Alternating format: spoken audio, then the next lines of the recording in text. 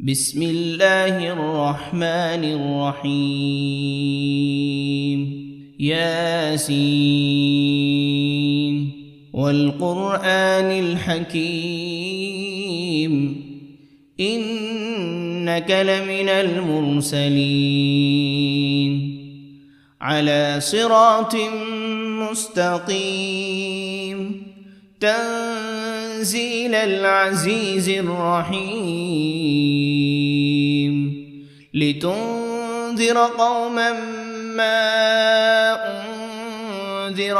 آباؤهم فهم غافلون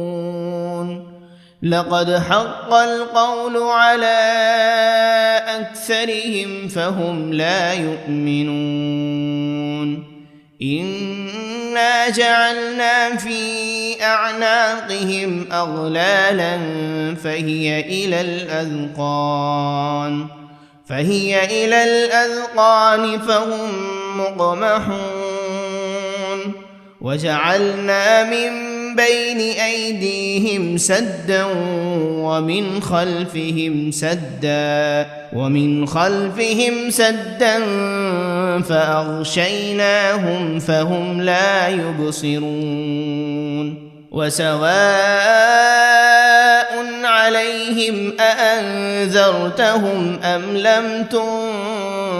تنذرهم لا يؤمنون إنما تنذر من اتبع الذكر وخشي الرحمن بالغيب فبشره بمغفرة وأجر كريم إنا نحن نحيي الموتى ونكتب ما قدموا وآثارهم وكل شيء أحصيناه في إمام مبين واضرب لهم مثلا أصحاب القرية إذ جاءها المرسلون إذ أرسلنا إليهم 2 فكذبوهما فعززنا بثالث فقالوا إنا إليكم مرسلون قالوا ما أنتم إلا بشر مثلنا وما أنزل الرحمن من شيء إن أنتم إلا تكذبون قالوا ربنا يعلم إنا إليكم لمرسلون وما علينا إلا البلاغ المبين قالوا إنا تطيرنا بكم لئن لم تنتهوا لنرجمنكم وليمسنكم منا عذاب أليم قالوا طائركم معكم أئن ذكرتم بل أنتم قوم مسرفون وجاء من أقصى المدينة رجل يسعى قال يا قوم اتبعوا المرسلين اتبعوا من لا يسألكم أجرا وهم مهتدون وما لي لا أعبد الذي فطرني وإليه ترجعون أأتخذ من دونه آلهة إن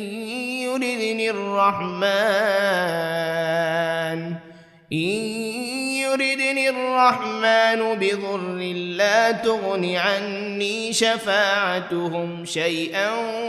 ولا ينقذون إني إذا لفي ضلال مبين إني آمنت بربكم فاسمعون قيل ادخل الجنة لأغوينه قال يا ليت قومي يعلمون بما غفر لي ربي وجعلني من المكرمين وما أنزلنا على قومه من بعده من جند من السماء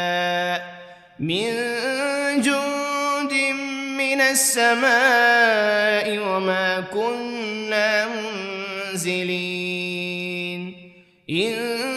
كانت إلا صيحة واحدة فإذا هم خامدون يا حسرة على العباد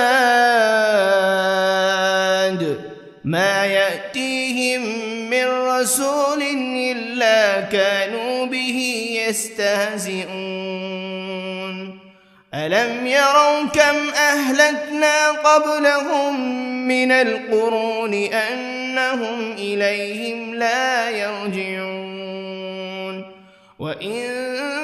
كل لما جميع لدينا محضرون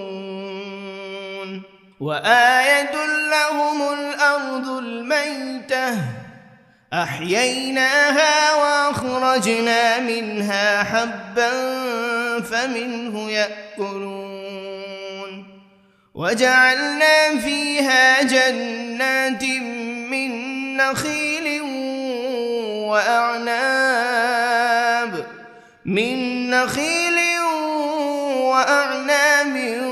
وفجرنا فيها من العيون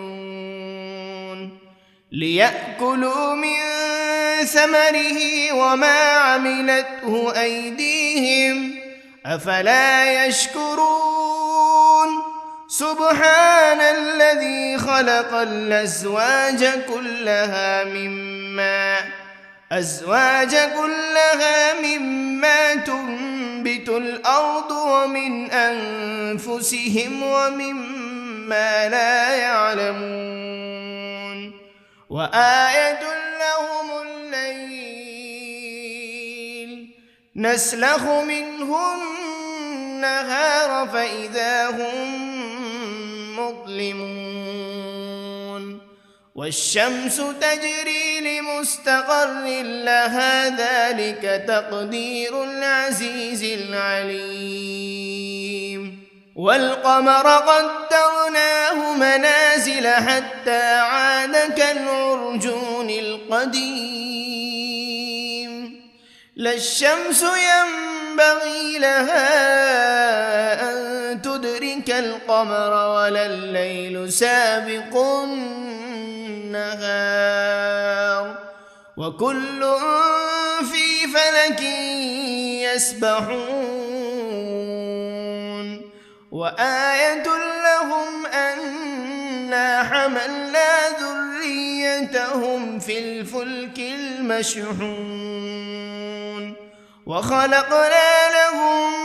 من مثله ما يركبون وإن نشأ نغرقهم فلا صريخ لهم ولا هم ينقذون إلا رحمة منا ومتاعا إلى حين وإذا قيل لهم اتقوا ما بين أيديكم وما خلفكم لعلكم ترحمون وما تأتيهم من آية من آيات ربهم إلا كانوا عنها معرضين وإذا قيل لهم أنفقوا مما رزقكم الله قال الذين كفروا للذين آمنوا أنطعم من لو يشاء الله أطعمه إن أنتم إلا في ضلال مبين ويقولون متى هذا الوعد إن كنتم صادقين ما ينظرون إلا صيحة واحدة تأخذهم وهم يخصمون فلا يستطيعون توصية ولا إلى أهلهم يرجعون ونفخ في الصور فإذا هم من الأجداث إلى ربهم ينسلون قالوا يا ويلنا من بعثنا من مرقدنا هذا ما وعد الرحمن وصدق المرسلون إن كانت إلا صيحة واحدة فإذا هم جميع لدينا محضرون فاليوم لا تظلم نفس شيئا ولا تجزون إلا ما كنتم تعملون إن أصحاب الجنة اليوم في شغل فاكهون هم وأزواجهم في ظلال على الأرائك متكئون لهم فيها فاكهة ولهم ما يدعون سلام قولا من رب رحيم وامتازوا اليوم أيها المجرمون ألم عهد إليكم يا بني آدم ألا تعبدوا الشيطان إنه لكم عدو مبين وأن اعبدوني هذا صراط مستقيم ولقد أضل منكم جبلا كثيرا أفلم تكونوا تعقلون هذه جهنم التي كنتم توعدون اصلوها اليوم بما كنتم تكفرون اليوم نختم على أفواههم وتكلمنا أيديهم وتشهد أرجلهم بما كانوا يكسبون ولو نشاء لطمسنا على أعينهم فاستبقوا الصراط فأنى يبصرون ولو نشاء لمسخناهم على مكانتهم فما استطاعوا مضيا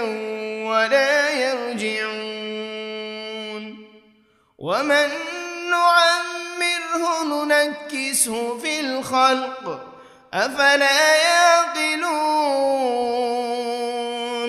وما علمناه الشعر وما ينبغي له إن هو إلا ذكر وقرآن مبين لينذر من كان حيا ويحق القول على الكافرين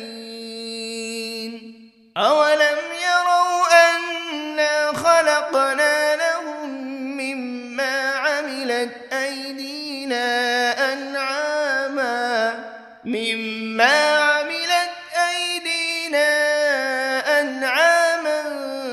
فهم لها مالكون وذللناها لهم فمنها ركوبهم ومنها يأكلون ولهم فيها منافع ومشارب أفلا يشكرون واتخذوا من دون الله آلهة لعلهم ينصرون لا يستطيعون نصرهم وهم لهم جند محضرون فلا يحزنك قولهم إنا نعلم ما يسرون وما يعلنون أولم ير الإنسان أنا خلقناه من نطفة فإذا هو خصيم مبين وضرب لنا مثلا ونسي خلقه قال من يحيي العظام وهي رميم قل يحييها الذي أنشأها أول مرة وهو بكل خلق عليم الذي جعل لكم من الشجر الأخضر نارا فإذا أنتم منه توقدون أوليس الذي خلق السماوات والأرض بقادر على أن يخلق مثلهم بلى وهو الخلاق العليم إنما أمره إذا أراد شيئا أن يقول له كن فيكون فسبحان الذي بيده ملكوت كل شيء وإليه ترجعون بسم الله الرحمن الرحيم الرحمن علم القرآن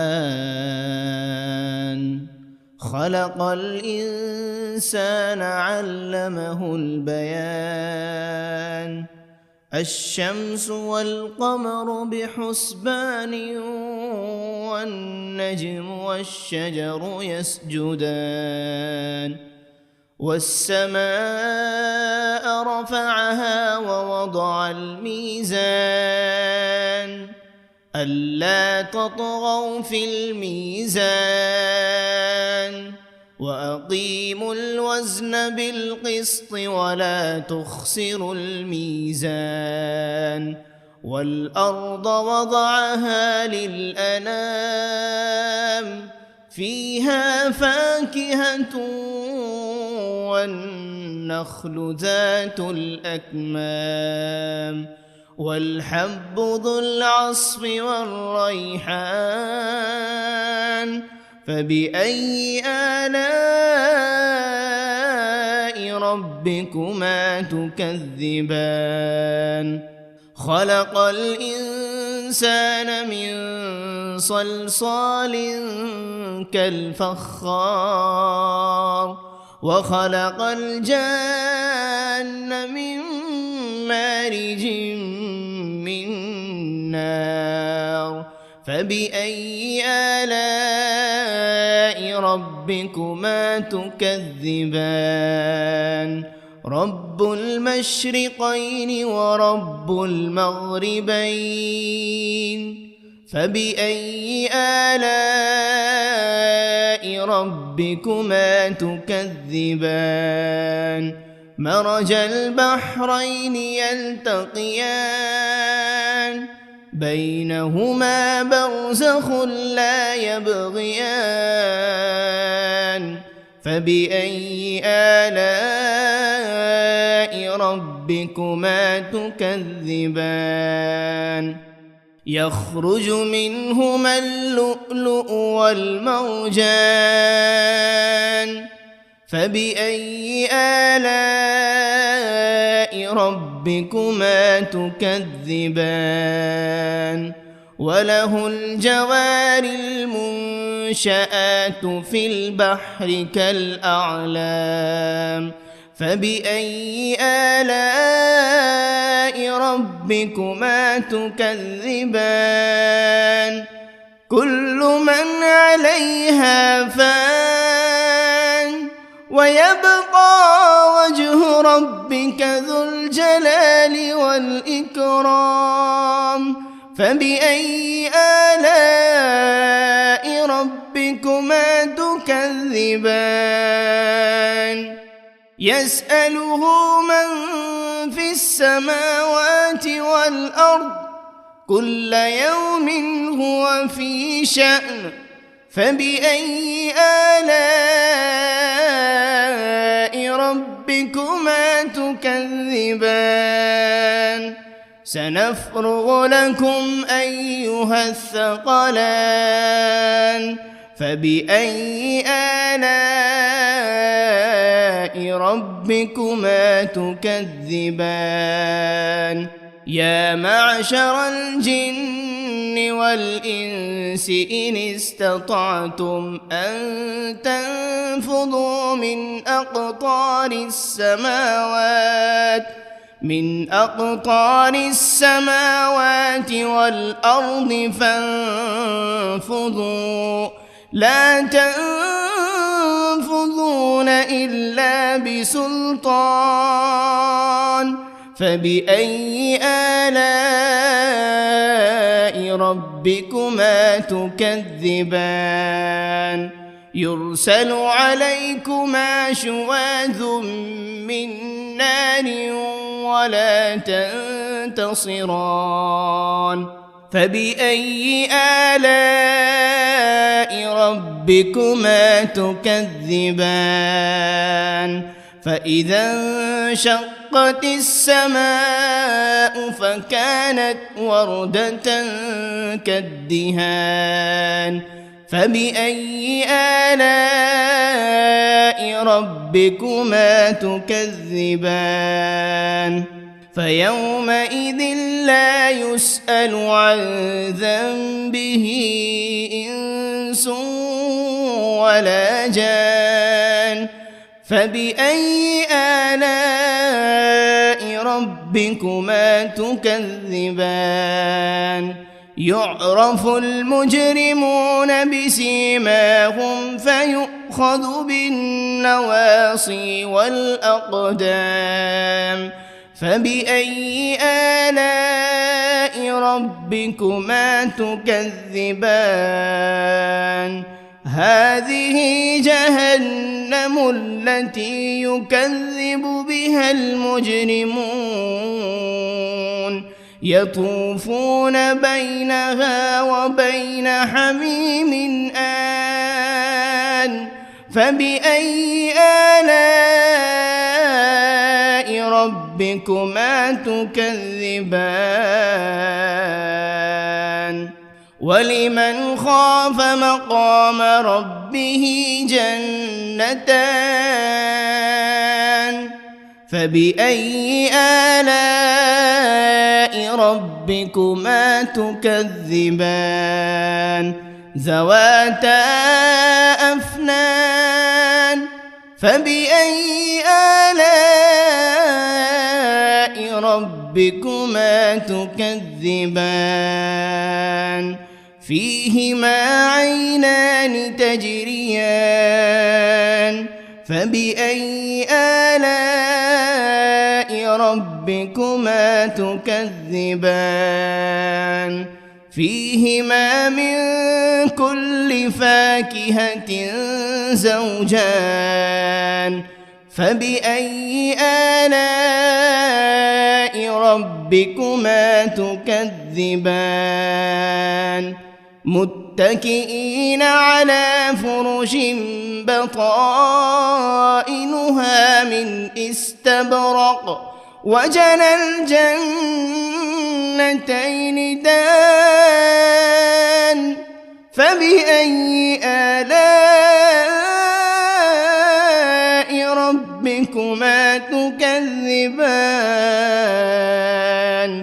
فيهن قاصرات الطرف لم يطمثهن إنس قبلهم ولا جان فبأي آلاء ربكما تكذبان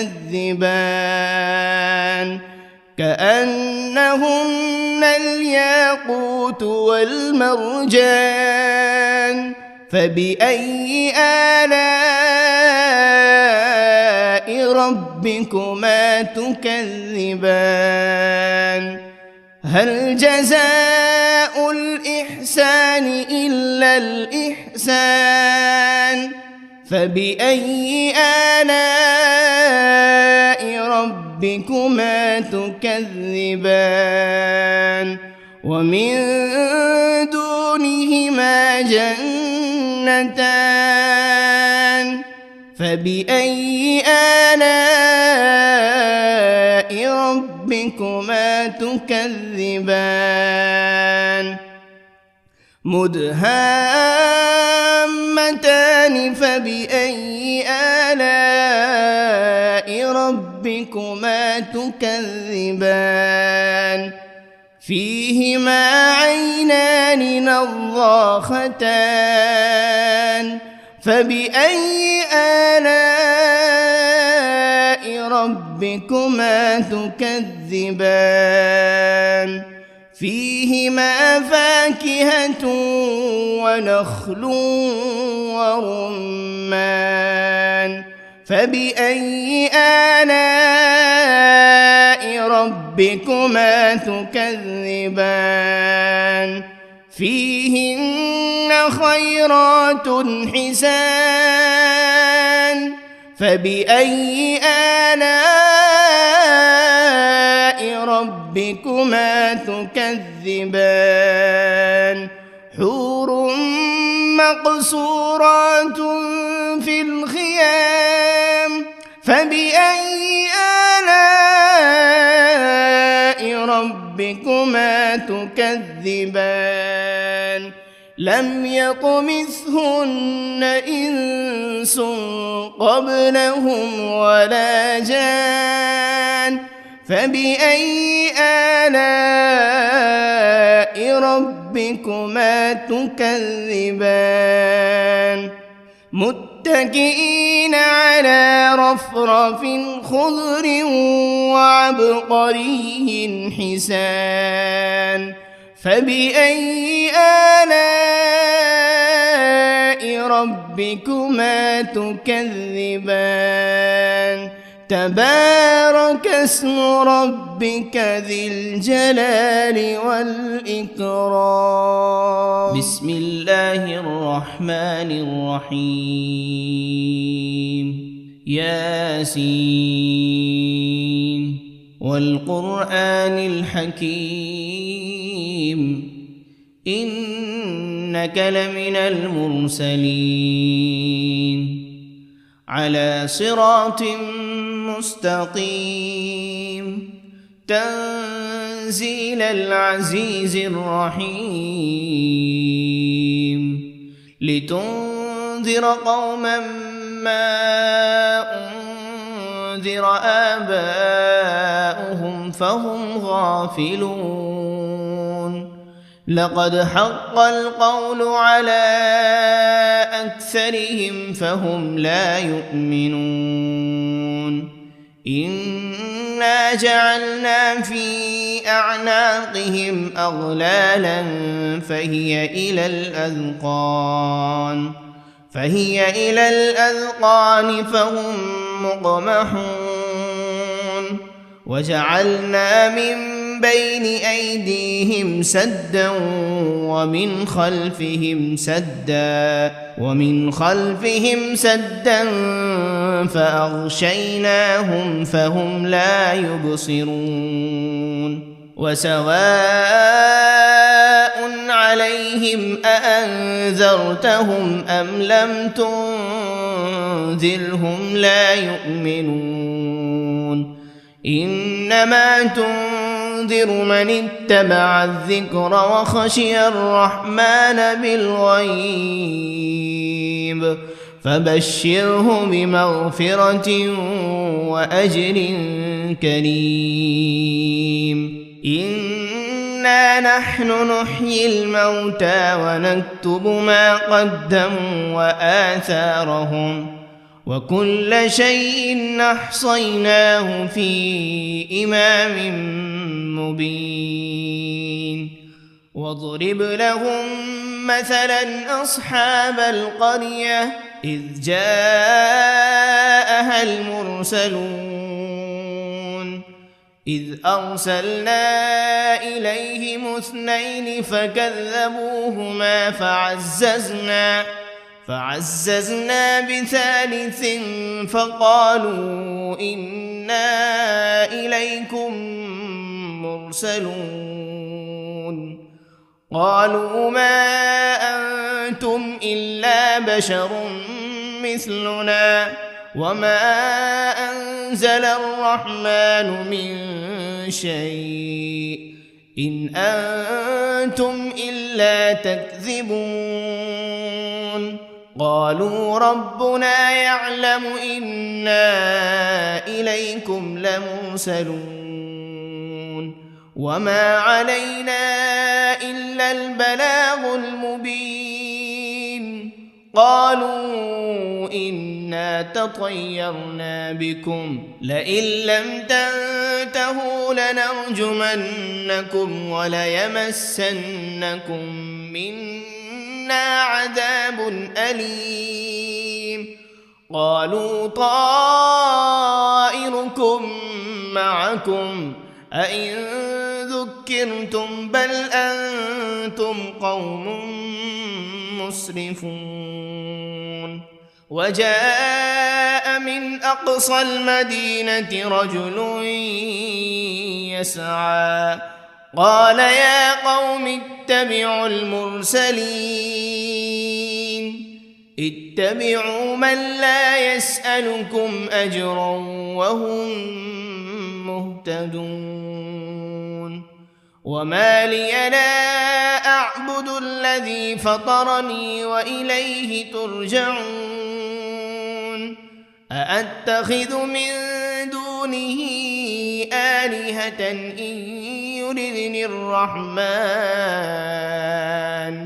إن يردني الرحمن بضر لا تغن عني شفاعتهم شيئا ولا ينقذون إني إذا لفي ضلال مبين إني آمنت بربكم فاسمعون قيل ادخل الجنة قال يا ليت قومي يعلمون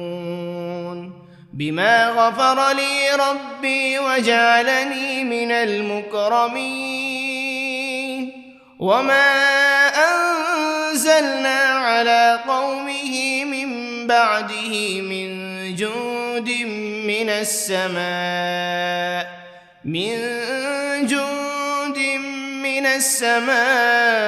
وما كنا منزلين إن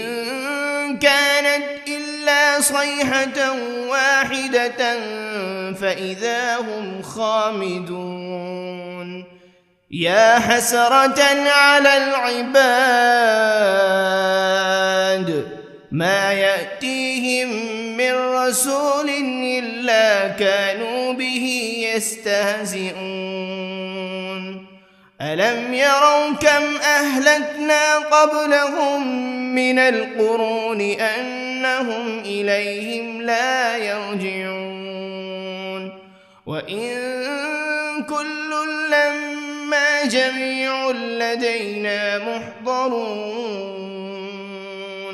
وآية لهم الأرض الميتة أحييناها وأخرجنا منها حبا فمنه يأكلون وجعلنا فيها جنات من نخيل وأعناب من نخيل وأعناب وفجرنا فيها من العيون ليأكلوا من ثمره وما عملته أيديهم أفلا يشكرون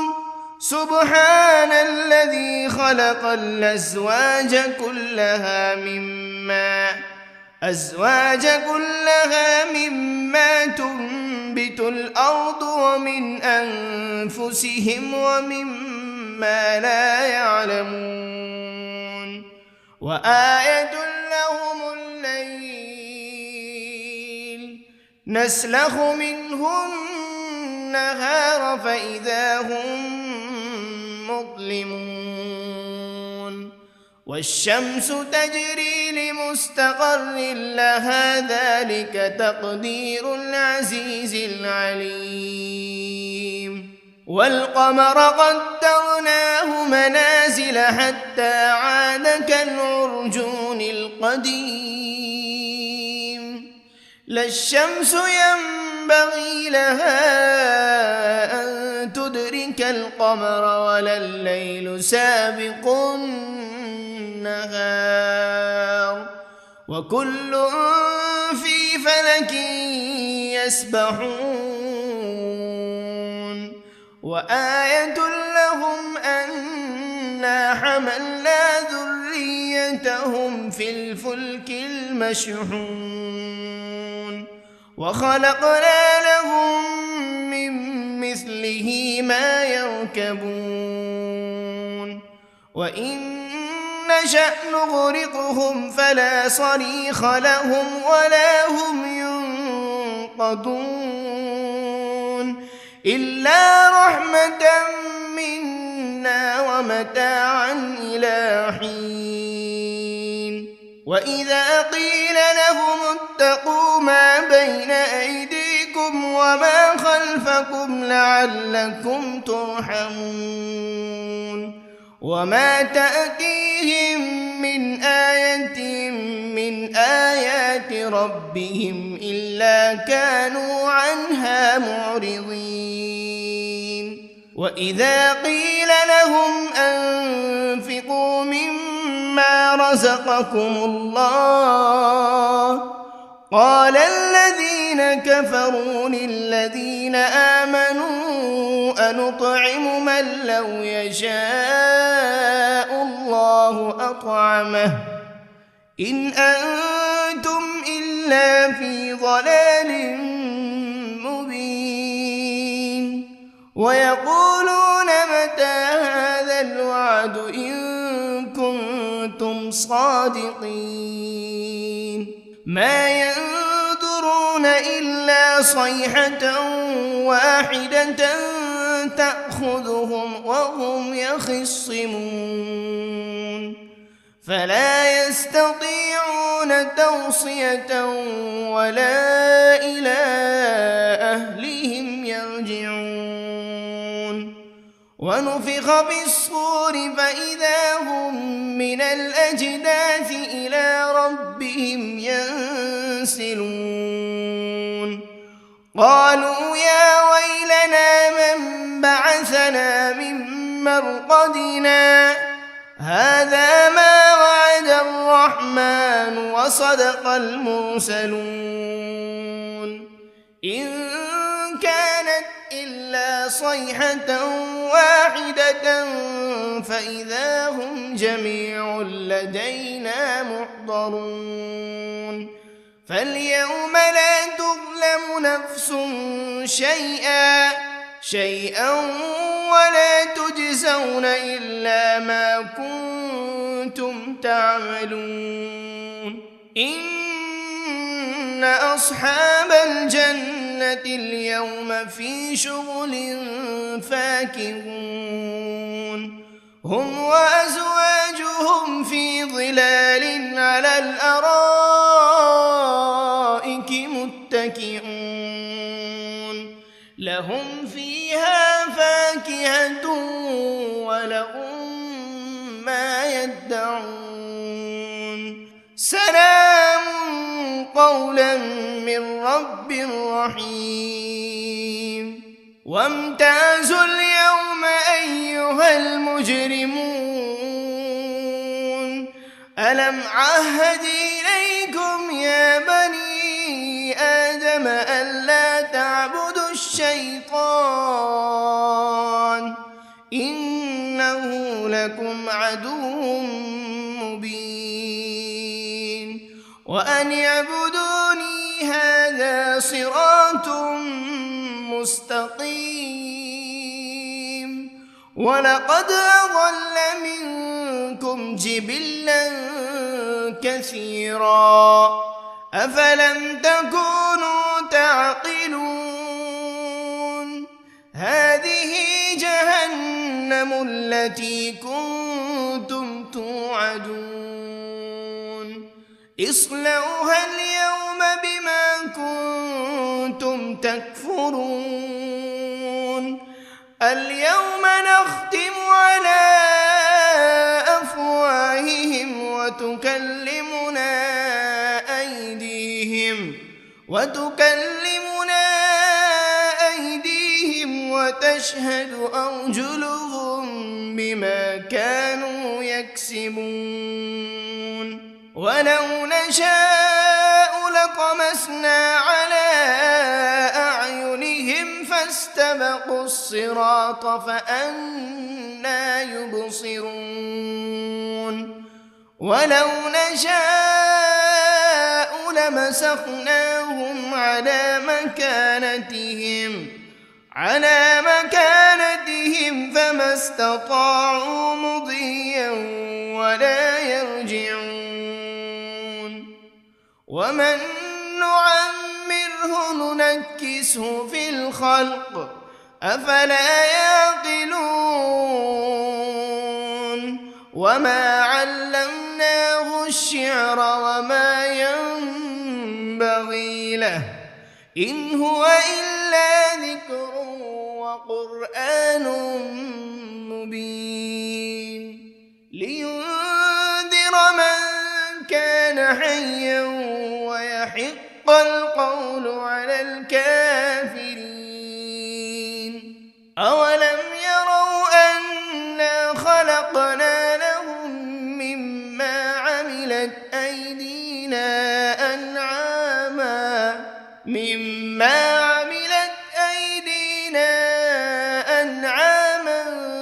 فهم لها مالكون وذللناها لهم فمنها ركوبهم ومنها يأكلون ولهم فيها منافع ومشارب أفلا يشكرون واتخذوا من دون الله آلهة لعلهم ينصرون لا يستطيعون نصرهم وهم لهم جند محضرون فلا يحزنك قولهم إنا نعلم ما يسرون وما يعلنون أولم ير الإنسان أنا خلقناه من نطفة فإذا هو خصيم مبين وضرب لنا مثلا ونسي خلقه قال من يحيي العظام وهي رميم قل يحييها الذي أنشأها أول مرة وهو بكل خلق عليم الذي جعل لكم من الشجر الأخضر نارا فإذا أنتم منه توقدون أوليس الذي خلق السماوات والأرض بقادر على أن يخلق مثلهم بلى وهو الخلاق العليم إنما أمره إذا أراد شيئا أن يقول له كن فيكون فسبحان الذي بيده ملكوت كل شيء وإليه ترجعون بسم الله الرحمن الرحيم الرحمن علم القرآن خلق الإنسان علمه البيان الشمس والقمر بحسبان والنجم والشجر يسجدان والسماء رفعها ووضع الميزان ألا تطغوا في الميزان وأقيموا الوزن بالقسط ولا تخسروا الميزان والأرض وضعها للأنام فيها فاكهة والنخل ذات الأكمام والحب ذو العصف والريحان فبأي آلاء ربكما تكذبان خلق الإنسان من صلصال كالفخار وخلق الجان من مارج من نار فبأي آلاء ربكما تكذبان رب المشرقين ورب المغربين فبأي آلاء ربكما تكذبان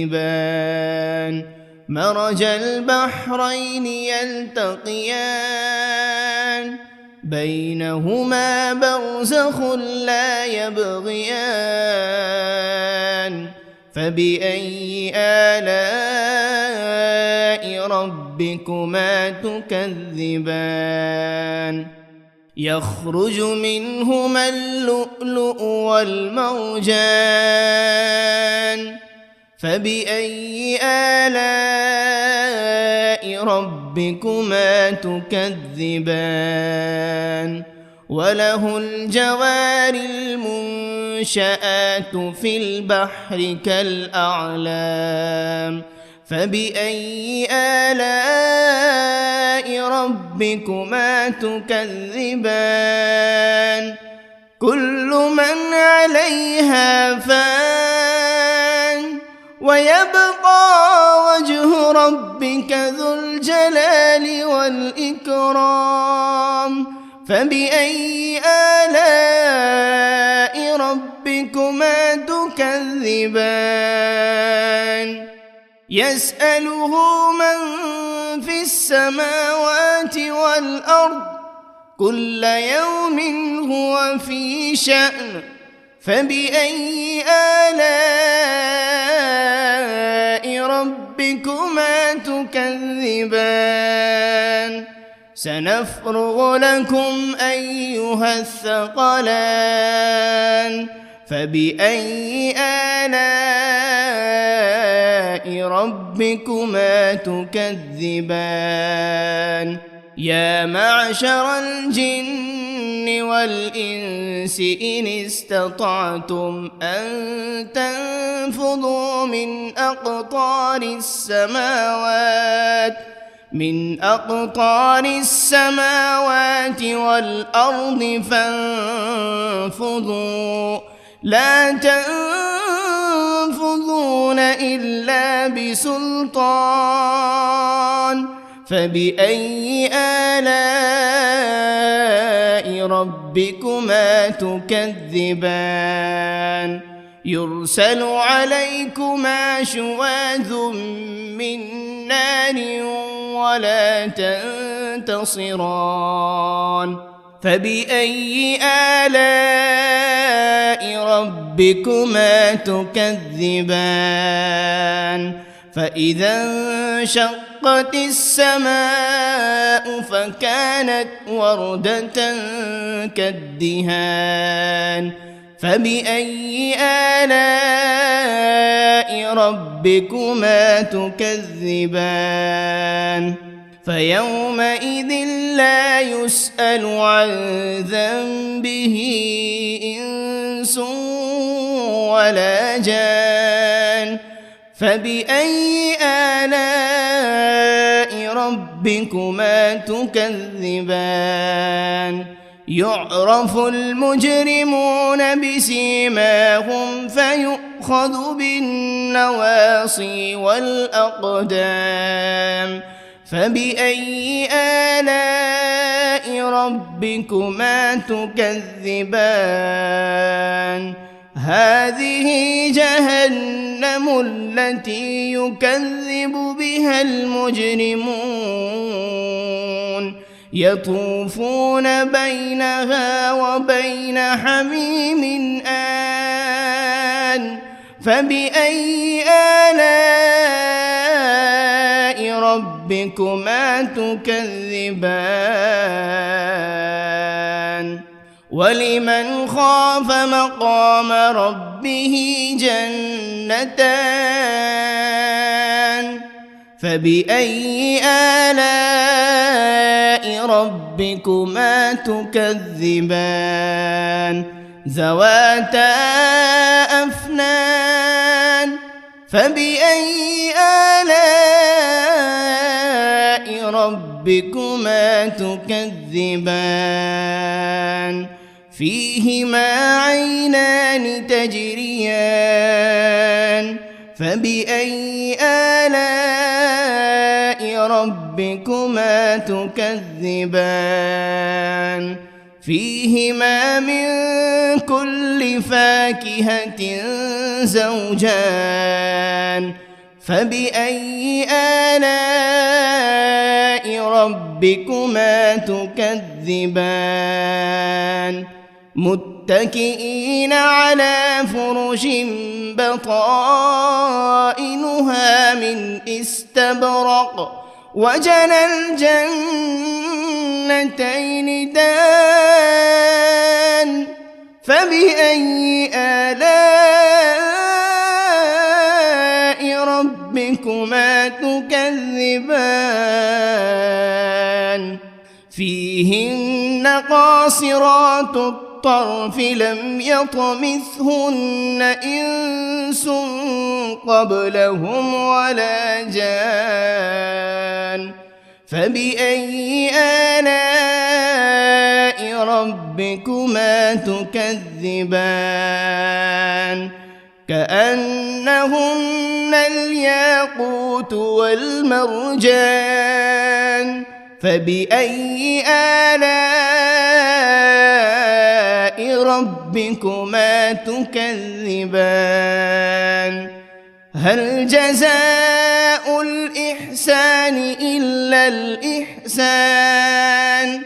فبأي آلاء ربكما تكذبان ومن دونهما جنتان فبأي آلاء ربكما تكذبان مدهامتان فبأي آلاء ربكما تكذبان فيهما عينان نضاختان فبأي آلاء ربكما تكذبان فيهما فاكهة ونخل ورمان فبأي آلاء ربكما تكذبان فيهن خيرات حسان فبأي آلاء ربكما تكذبان حور مقصورات في الخيام فبأي آلاء ربكما تكذبان لم يطمثهن إنس قبلهم ولا جان فبأي آلاء ربكما تكذبان متكئين على رفرف خضر وعبقري حسان فبأي آلاء ربكما تكذبان تبارك اسم ربك ذي الجلال والإكرام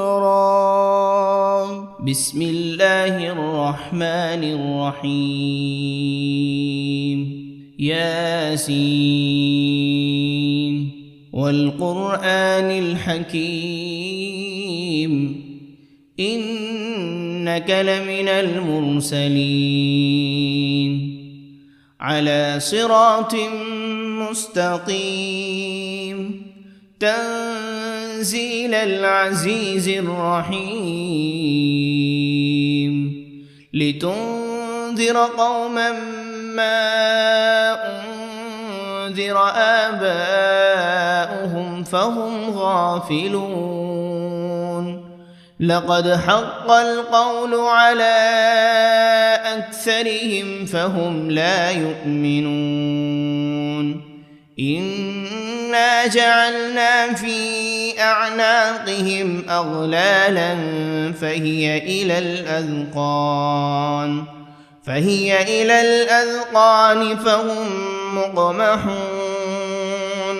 وجعلنا من بين أيديهم سدا ومن خلفهم سدا فأغشيناهم فهم لا يبصرون وسواء عليهم أأنذرتهم أم لم تنذرهم لا يؤمنون إنما تنذر من اتبع الذكر وخشي الرحمن بالغيب فبشره بمغفرة وأجر كريم إنا نحن نحيي الموتى ونكتب ما قدموا وآثارهم وكل شيء أحصيناه في إمام مبين واضرب لهم مثلا أصحاب القرية إذ جاءها المرسلون إذ أرسلنا إليهم 2 فكذبوهما فعززنا ب3 فقالوا إنا إليكم مرسلون قالوا ما أنتم إلا بشر مثلنا وما أنزل الرحمن من شيء إن أنتم إلا تكذبون قالوا ربنا يعلم إنا إليكم لمرسلون وما علينا إلا البلاغ المبين قالوا إنا تطيرنا بكم لئن لم تنتهوا لنرجمنكم وليمسنكم منا عذاب أليم قالوا طائركم معكم أئن ذكرتم بل أنتم قوم مسرفون وجاء من أقصى المدينة رجل يسعى قال يا قوم اتبعوا المرسلين اتبعوا من لا يسألكم أجرا وهم مهتدون وما لي لا أعبد الذي فطرني وإليه ترجعون أأتخذ من دونه آلهة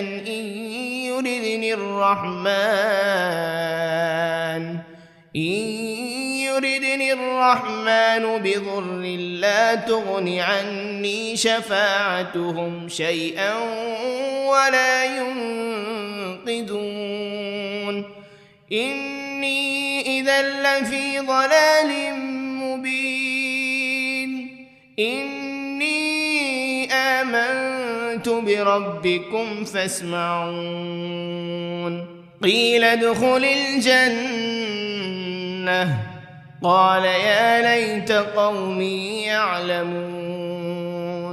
بما غفر لي ربي وجعلني من المكرمين وما أنزلنا على قومه من بعده من جند من السماء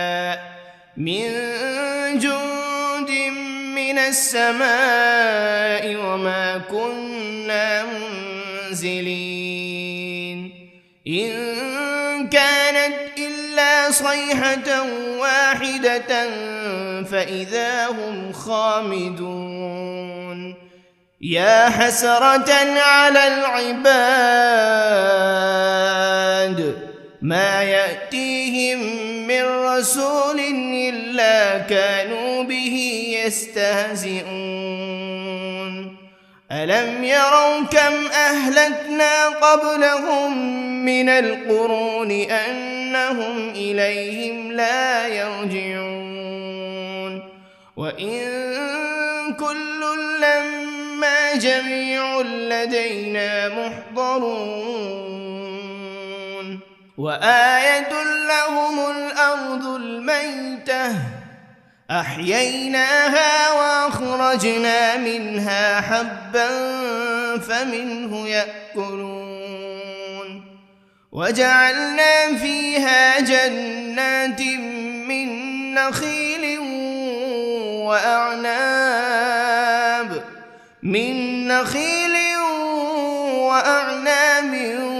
وفجرنا فيها من العيون ليأكلوا من ثمره وما عملته أيديهم أفلا يشكرون سبحان الذي خلق الأزواج كلها مما تنبت الأرض ومن أنفسهم ومما لا يعلمون وآية لهم الليل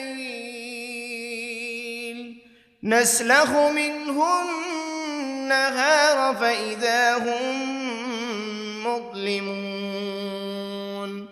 والشمس تجري لمستقر لها ذلك تقدير العزيز العليم والقمر قدرناه منازل حتى عاد كالعرجون القديم لا الشمس ينبغي لها أن تدرك القمر ولا الليل سابق النهار وكل في فلك يسبحون وآية لهم أنا حملنا ذريتهم في الفلك المشحون وخلقنا لهم من مثله ما يركبون وإن نشأ نغرقهم فلا صريخ لهم ولا هم ينقذون إلا رحمة منا ومتاعا إلى حين وإذا قيل لهم اتقوا ما بين أيديكم وما خلفكم لعلكم ترحمون وما تأتيهم من آية من آيات ربهم إلا كانوا عنها معرضين وإذا قيل لهم أنفقوا مما رزقكم الله قال الذين كفروا للذين آمنوا أنطعم من لو يشاء الله أطعمه إن أنتم إلا في ضلال مبين ويقولون متى هذا الوعد إن كنتم صادقين ما ينظرون إلا صيحة واحدة تأخذهم وهم يخصمون فلا يستطيعون توصية ولا إلى أهلهم يرجعون ونفخ بالصور فإذا هم من الأجداث إلى ربهم ينسلون قالوا يا ويلنا من بعثنا من مرقدنا هذا ما وعد الرحمن وصدق المرسلون إن كانت إلا صيحة واحدة فإذا هم جميع لدينا محضرون فاليوم لا تظلم نفس شيئا ولا تجزون إلا ما كنتم تعملون إن أصحاب الجنة اليوم في شغل فاكهون هم وأزواجهم في ظلال على الأرائك متكئون لهم فيها فاكهة ولهم ما يدعون سلام قولا من رب رحيم وامتازوا اليوم أيها المجرمون ألم عهد إليكم يا بني آدم ألا تعبدوا الشيطان إنه لكم عدو مبين وأن اعبدوني هذا صراط مستقيم ولقد أضل منكم جبلا كثيرا أفلم تكونوا تعقلون هذه جهنم التي كنتم توعدون اصلوها اليوم بما كنتم تكفرون اليوم نختم على أفواههم وتكلمنا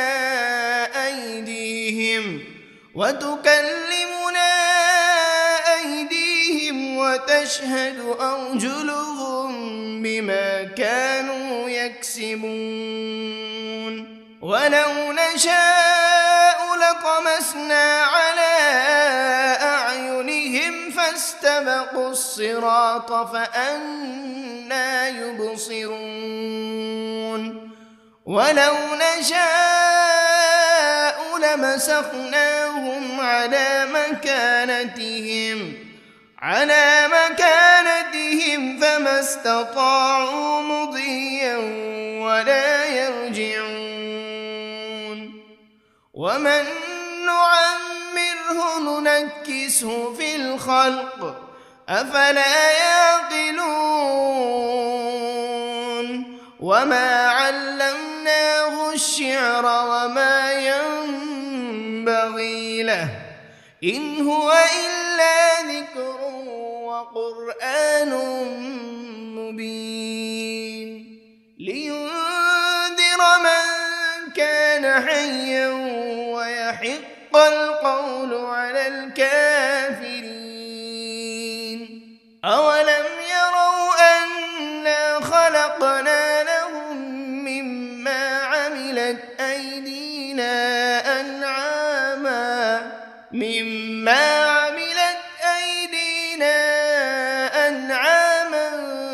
فهم لها مالكون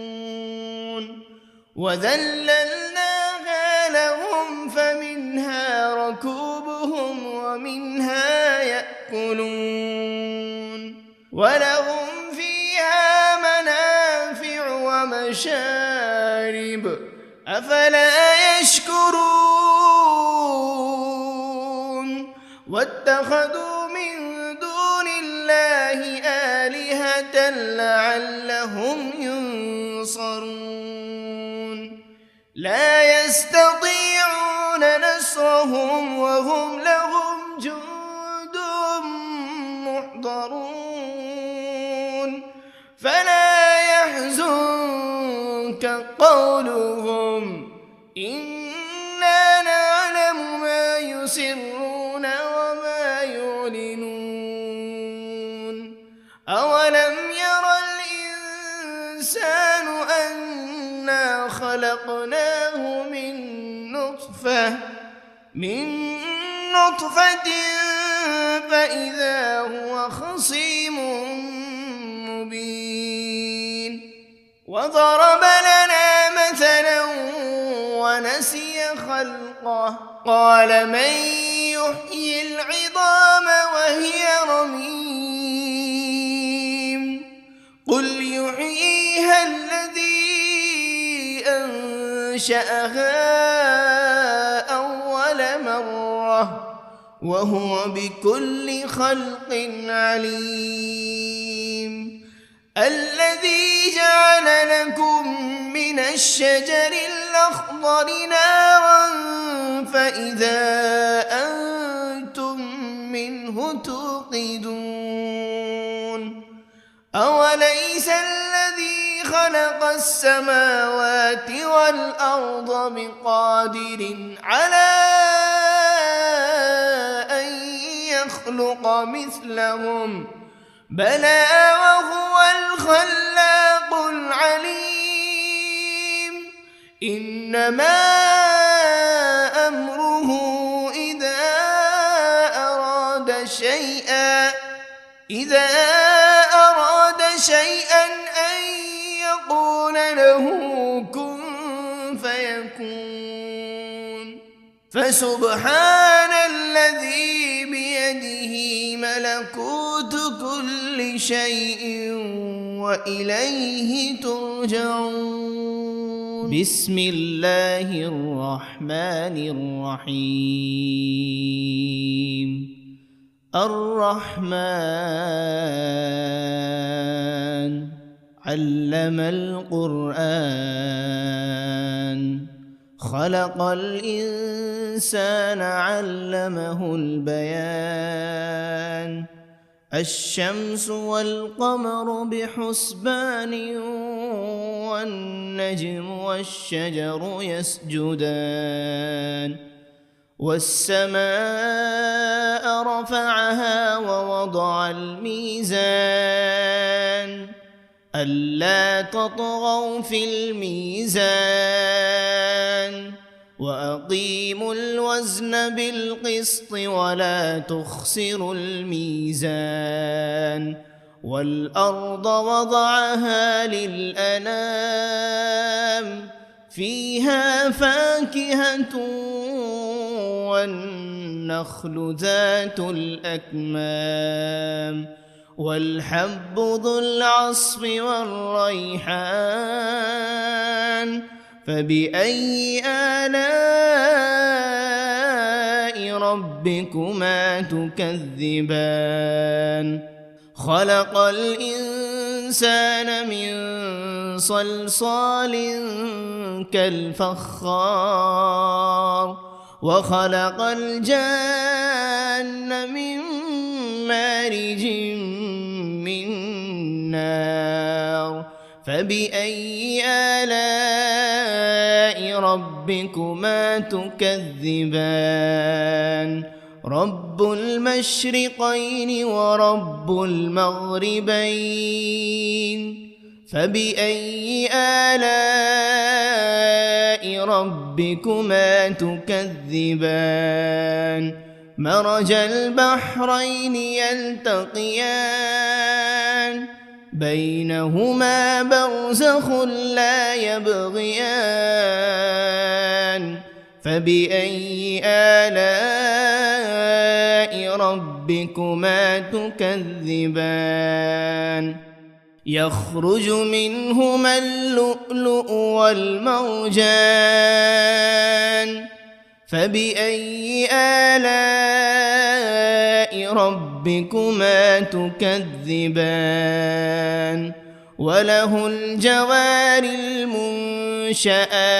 في البحر كالأعلام فبأي آلاء ربكما تكذبان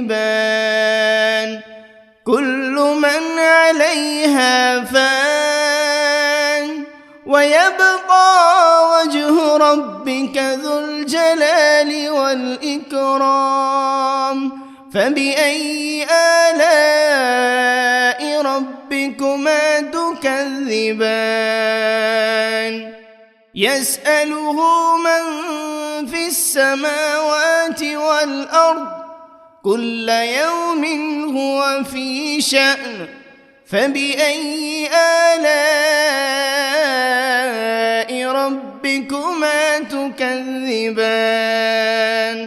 سنفرغ لكم أيها الثقلان فبأي آلاء ربكما تكذبان يا معشر الجن والإنس إن استطعتم أن تنفذوا من أقطار السماوات والأرض فانفذوا لا تنفذون إلا بسلطان فبأي آلاء ربكما تكذبان يرسل عليكما شواذ من نار ولا تنتصران فبأي آلاء ربكما تكذبان فإذا انشقت السماء فكانت وردة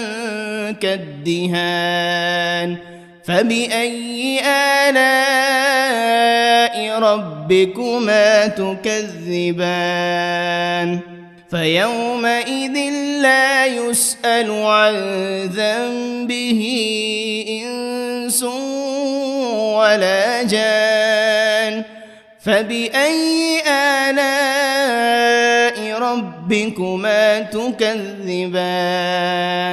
يعرف المجرمون بسيماهم فيؤخذ بالنواصي والأقدام فبأي آلاء ربكما تكذبان هذه جهنم التي يكذب بها المجرمون يطوفون بينها وبين حميم آن فبأي آلاء ربكما تكذبان ولمن خاف مقام ربه جنتان فبأي آلاء ربكما تكذبان ذواتا أفنان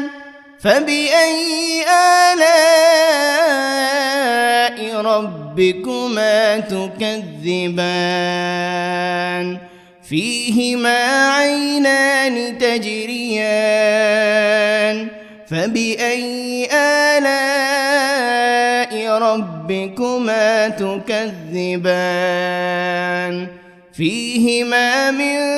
كل فاكهة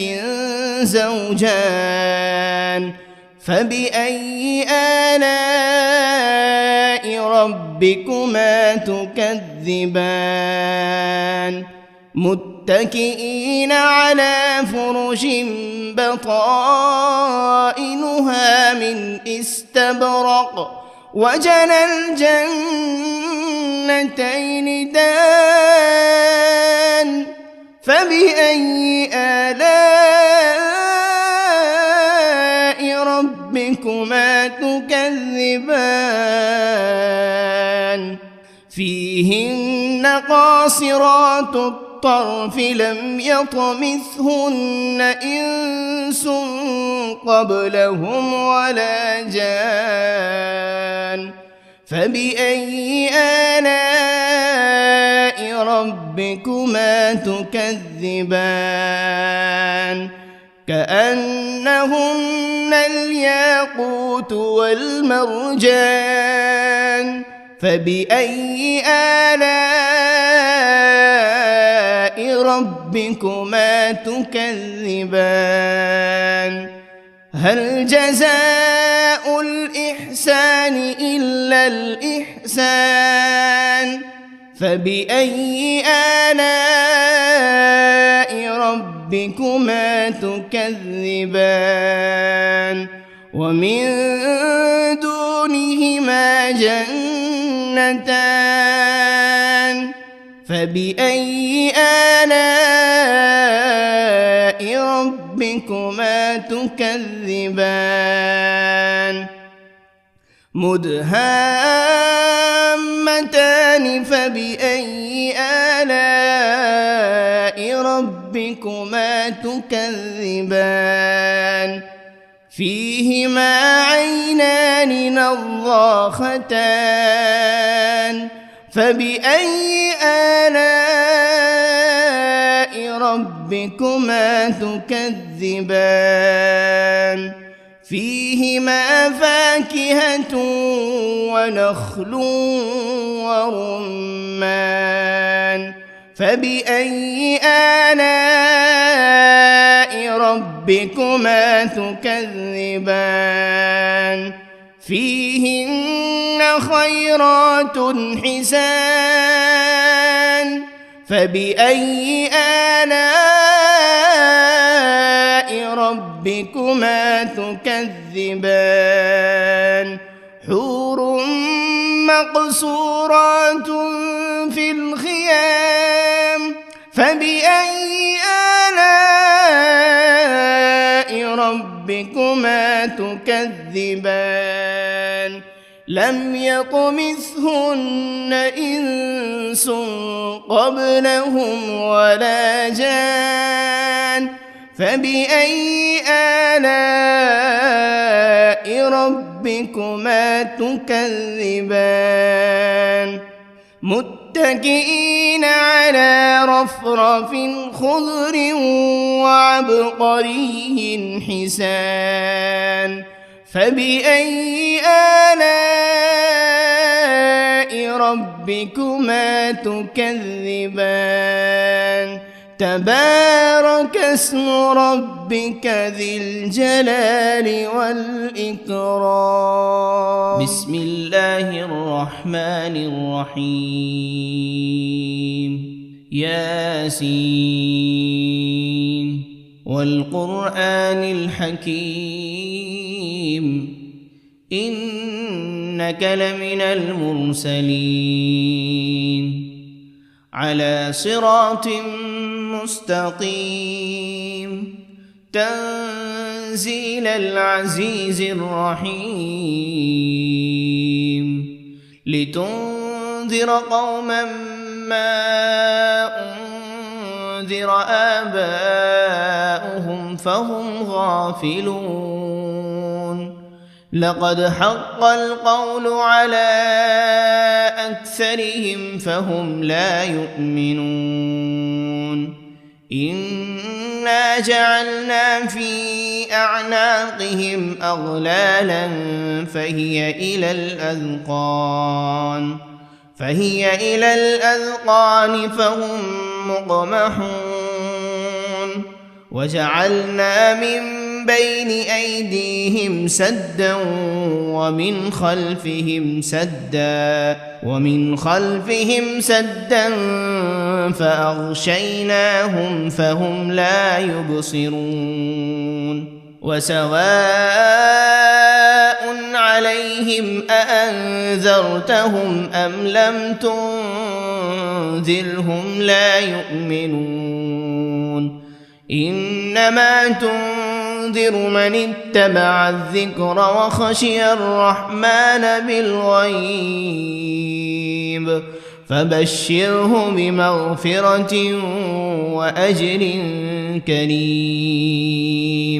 إنا نحن نحيي الموتى ونكتب ما قدموا وآثارهم وكل شيء أحصيناه في إمام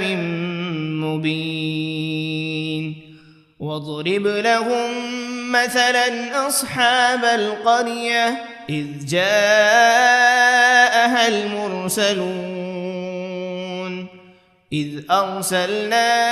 إليهم 2 فكذبوهما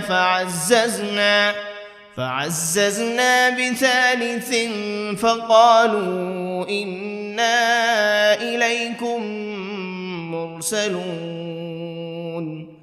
قالوا ما أنتم إلا بشر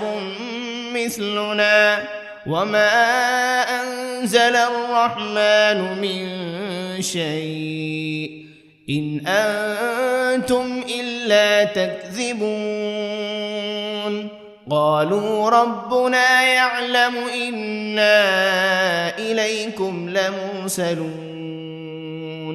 وما علينا إلا البلاغ المبين قالوا إنا تطيرنا بكم لئن لم تنتهوا لنرجمنكم وليمسنكم منا عذاب أليم قالوا طائركم معكم أئن ذكرتم بل أنتم قوم مسرفون وجاء من أقصى المدينة رجل يسعى قال يا قوم اتبعوا المرسلين اتبعوا من لا يسألكم أجرا وهم مهتدون وما لي لا أعبد الذي فطرني وإليه ترجعون أأتخذ من دونه آلهة إن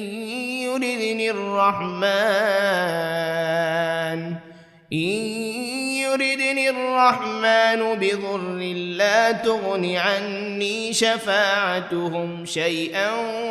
ولا ينقذون إني إذا لفي ضلال مبين إني آمنت بربكم فاسمعون قيل ادخل الجنة قال يا ليت قومي يعلمون بما غفر لي ربي وجعلني من المكرمين وما أنزلنا على قومه من بعده من جند من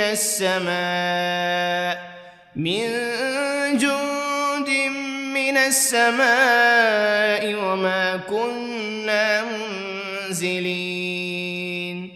إن كانت إلا صيحة واحدة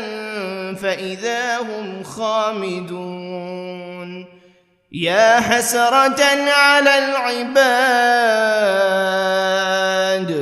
ما يأتيهم من رسول إلا كانوا به يستهزئون